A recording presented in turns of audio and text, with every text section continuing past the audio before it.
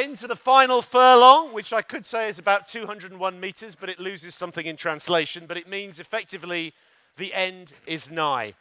We've taken stock, we've taken on new ideas, we've ditched some old ones, and that has enabled us to renew our vows via the Lund Declaration 2015, which you should have a copy of. So where does all that leave us, and what are the next steps in tackling these societal challenges? Now, we've got a short presentation and a final panel to attempt to answer both those questions. So first, please welcome the Director General of the Swedish Research Council, Sven Straström, and as he's also a Professor of Computational Physics, he is going to precisely calculate the impact of our freshly minted declaration on the grand challenges we face. Sven Straström. We'll see. Thank you very much. So it's a real pleasure for me to present here the new Lund Declaration. The one that we have now formulated is of course based on the original Lund Declaration from 2009. What we have done is that we have used experience from the past 6 years or so, and with that slightly reformulated to emphasize certain activities in this new declaration. I should also mention that the work that led to this new declaration has done in collaboration between Sweden and the Commission. The key message in this new declaration is what you see here on the screen, and let me read it. Europe must speed up solutions to tackle grand challenges through alignment, research, global cooperation, and achieving impact. So there are here really 4 key activities. Alignment, research of high quality, of course, openness, if you like to call it like that, and impact. And I will just briefly go through these 4 key activities on the coming slides, and you have them also on the handout so that you have received. So alignment, we have talked about that before at this meeting. What you see here is a kind of definition of alignment, which I think agrees very much with what you have heard before. Let me read it as it stands here. Europe needs clear political commitment to step up efforts to align strategies, instrument, resources, and actors at national and European level in order to address the grand societal challenges. So resources are there, but it's much more than that. And I will not elaborate too much on that. Let me just mention one example of alignment. When we at the Swedish Research Council make recommendations, and we have done it just recently because there will be a new research bill in Sweden. When we made these recommendations to the government, we formulated them in terms of the ERA roadmap 2015-2020. So we follow the priority areas that are formulated within the ERA roadmap.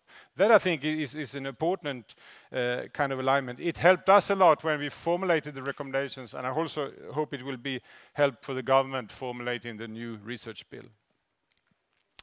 The second activity is formulated like this: frontier research and European knowledge base.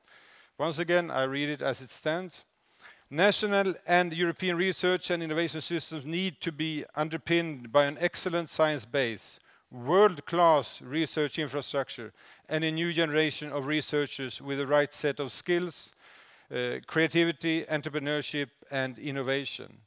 I think if you look at the researchers are curious, and their curiosity is sort of automatically focused on areas closely linked to societal challenges. So I think there is absolutely no contradiction, if you'd like to say, between the 2 pillars that we have in Horizon 2020, the excellence and the societal challenge pillars.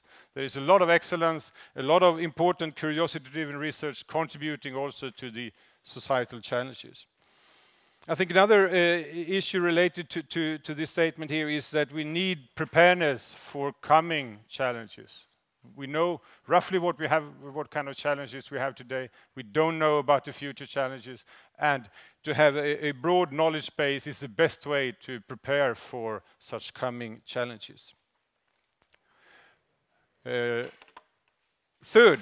global cooperation, and we heard Commissioner Moedas talk about that this morning. Europe needs to connect with partners around the world in advanced, emerging and developing countries to address the grand society challenges in partnership and to attract the world's best researchers and innovators and private sector investments. And I think it's the case if you look at scientists and also innovators, they are not limited by borders. They seek partnership with the best partners, the best collaborator, wherever they are, in Europe, in their own countries, or outside Europe. So I think that that is what essentially is put into this activity here. And also funding agencies and decision makers have in some way to find solutions that facilitate such collaborations. The last activity is the one on impact, achieving impact and, on challenges. Greater impact on the challenges have to be achieved through involvement in the public sector and industry in knowledge creation, with a stronger focus on open innovation and the role of end users. Here one can of course discuss what is impact, and I think it could be rather broad. It could be new laws, policy and standards, new working methods in the public sector and in business, new materials, new products, etc. So we should think about impact as in this broad context. And of course, when it comes to creating impact, it's very important that universities collaborate with public sector, with industry, etc. That is perhaps something that, and it has been illustrated in the discussions here today, that we have something to achieve in this matter. So with this short presentation of the new Lund Declaration, I think it's time now to continue with the discussion related to this new declaration. So please. No, but can we first thank Sven Stafstrom? Thank you for keeping it perfectly on time.